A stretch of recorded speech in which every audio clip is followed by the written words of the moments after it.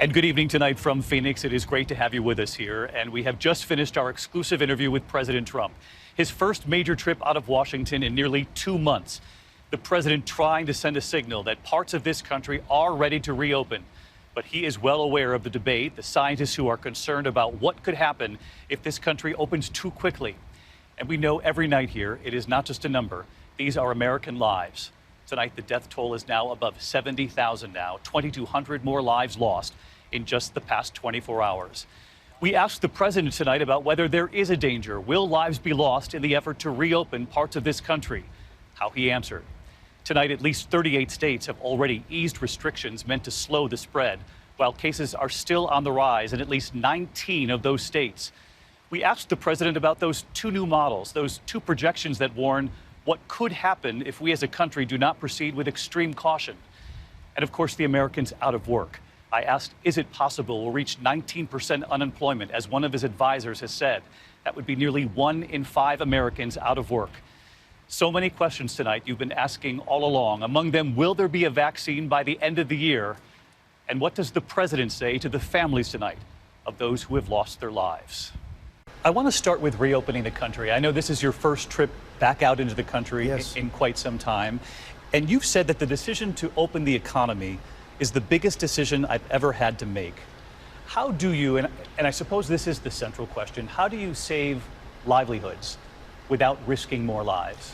Well, I think actually the decision to close the country was the biggest decision I've ever had to make. And I've said that very loud and clear. I mean, we had the greatest economy in the history of the world, not only our economy, it was our greatest economy.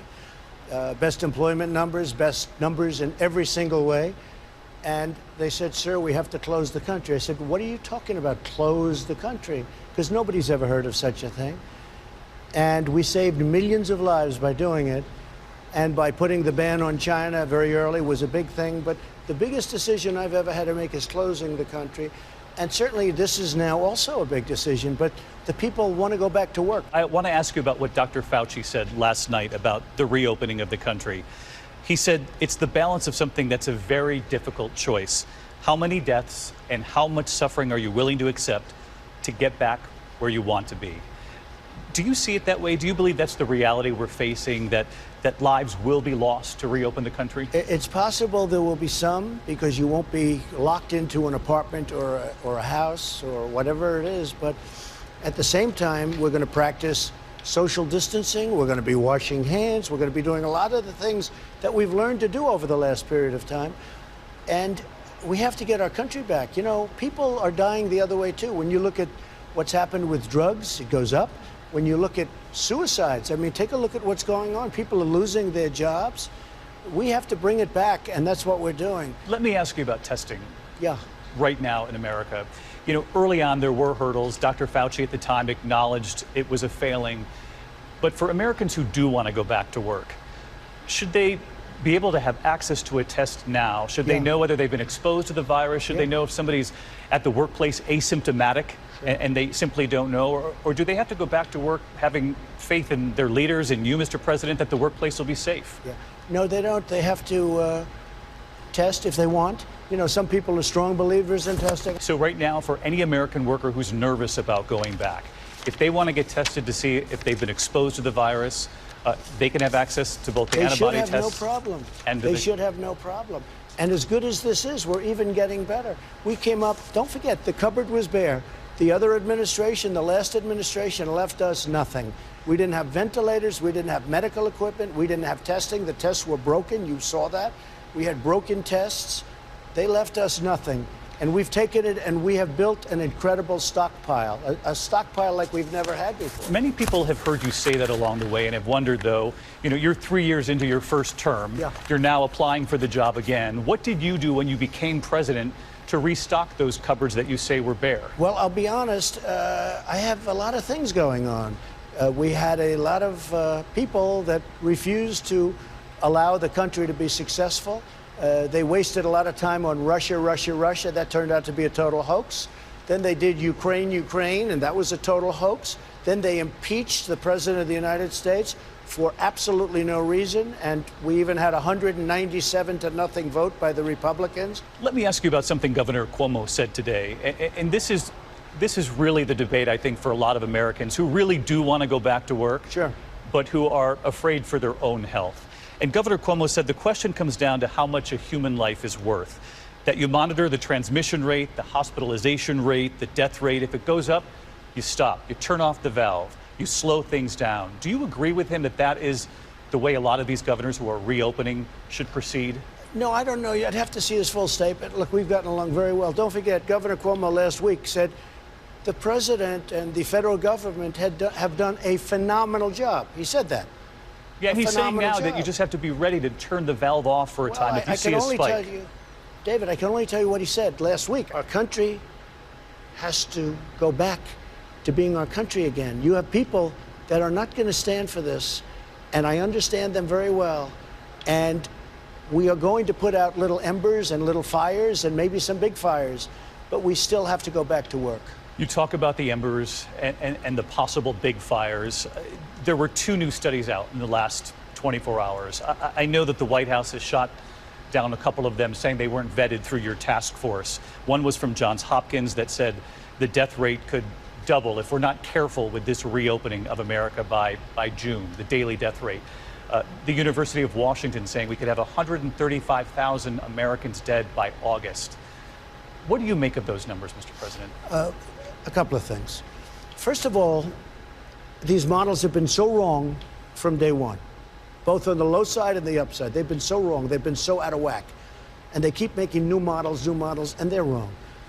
Those models that you're mentioning are talking about without mitigation.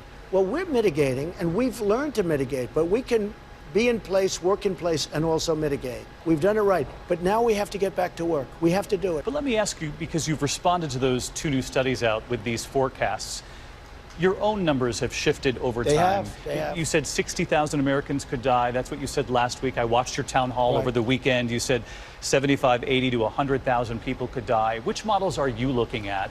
And what should Americans be prepared for as we reopen the country and head into the fall where we could see a potential second wave? Well, the upper number was, as you know, 2.2 million people. And then there are some models or charts that showed higher than that. But 2.2 million people. I always felt 60, 65, 70, as horrible as that is. I mean, you're talking about filling up Yankee Stadium with death.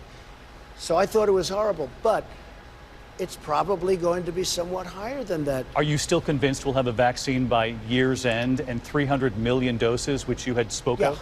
You can never be convinced. When you say, am I convinced? I can say this. We're doing really great. Oxford, Johnson & Johnson, these companies, and I get reports every single day. They're doing really great. Am I convinced? I can't be convinced of anything.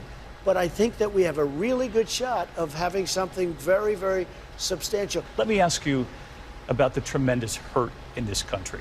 There are 30 million Americans who are unemployed. You don't need me to tell you that. We're expecting the new unemployment rate this week. There have been forecasts 15, 16, 17%.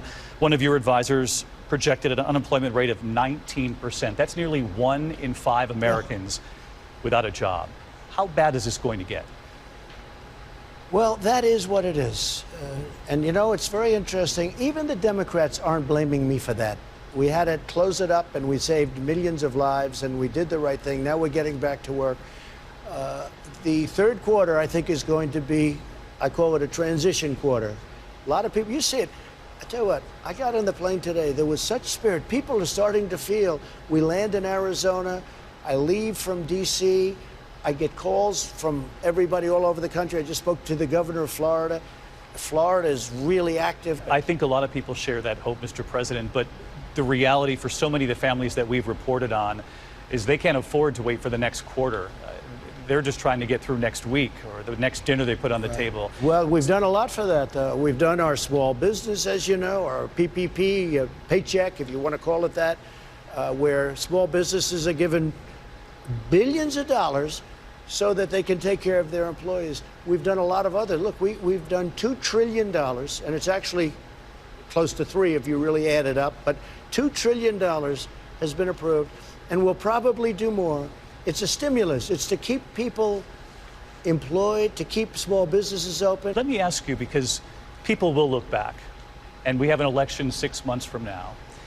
They're going to look back to the beginning of this, and they're going to wonder, what you knew and when you knew it. And I have no interest in going back over everything you said, but there was one thing you said that perhaps you could clarify. You said this was at the end of February. A full month had gone by. You'd stopped travel from China. And you said of the cases here in the U.S., when you have 15 people and when the 15 within a couple of days is going to go down to 0, that's a pretty good job we've done. Help me understand that moment. Did you really think we were going to have 15 cases in the U.S.? So let me, I said you would say worse than that. I said one person one time, and it's true. There was a time when we had one person in this country. We knew about it. We worked on it, but we had one person. It mushroomed. The 15 people mushroomed. Other people were coming in also from Europe. Don't forget. But we're at more than 1 million cases now. But don't forget, in January, okay, let's talk about cases. You know why you're at 1 million cases? Because we have more testing than anybody else. If we tested as much as these countries down here, okay, who don't do very much testing at all, look at Japan, very little testing. They're at the bottom of the rung. Look at South Korea, gets so much publicity. The president of South Korea is a friend of mine.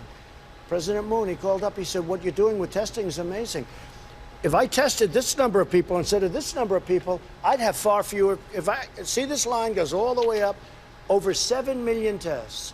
If I tested down here at 1 million tests, I would have a lot fewer cases too. I understand the argument you're making. But look at your question. No, but you understand there's a huge disparity between 15 and more than 1 million cases.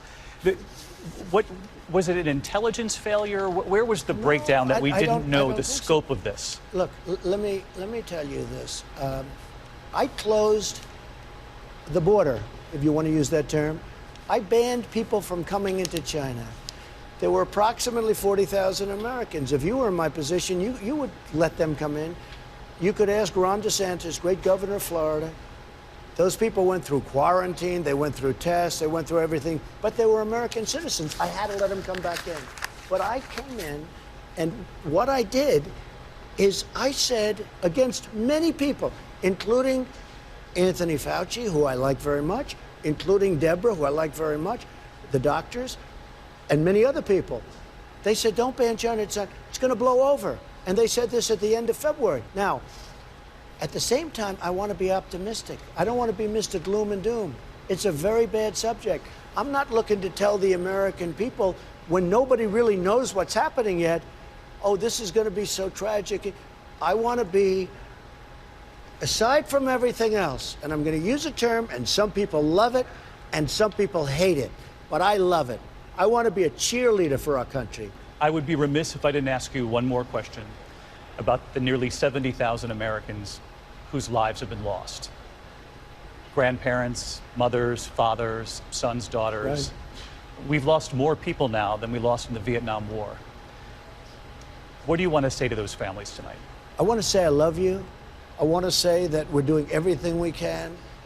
I also want to say that we're trying to protect people over 60 years old. We're trying so hard. And I want to just say to the people that have lost family and have lost loved ones, and the people that have just suffered so badly and just made it, that we love you, we're with you, we're working with you, we're supplying vast amounts of money like never before.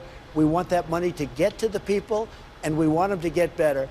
And we want them, you can never really come close to replacing when you've lost some. No matter how well we do next year, I think our economy is going to be raging. It's going to be so good.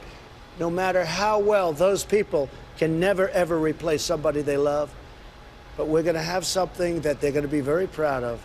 And to the people that have lost someone, there is nobody, I don't sleep at nights thinking about it. There is nobody that's taken it harder than me. But at the same time, I have to get this enemy defeated. And that's what we're doing, David. That's what we're doing. The president's message to the families who've lost loved ones in this pandemic. I also asked the president if he's comfortable with the election 6 months from this week, if it becomes a referendum on his handling of the pandemic. He said, I am, and then he said, I am not. And we'll have much more on that tonight on Nightline, the extended interview. Hi, everyone. George Stephanopoulos here. Thanks for checking out the ABC News YouTube channel. If you'd like to get more videos, show highlights, and watch live event coverage, click on the right over here to subscribe to our channel. And don't forget to download the ABC News app for breaking news alerts. Thanks for watching.